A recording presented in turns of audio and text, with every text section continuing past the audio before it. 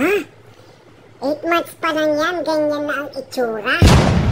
So, ito po mga kaanit ha, ilalagay ko na lang yung link sa aming first meeting ni Sir. Pero ito po ay ang kanyang last session o ang aming final meeting. Tingnan nyo naman po ang pagkakagawa, 8 months pa lang daw yan. Tingnan nyo po yung likod niya.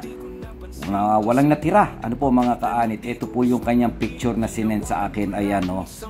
So, diretso, walang forma. Ano po mga kaanit, ito na po siya ngayon pagkatapos nating inayos o kinurek, no? Ni-redesign ang kanyang SFP. Tignan nyo naman yung gilid niya.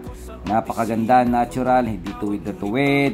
Tignan nyo po yung likod niya ngayon kaysa yung before na halos nawala na, no? 8 buwan pa lang daw wala na. So mga kaanit, iwas po tayo sa doble gastos. Mabuhay kayong lahat.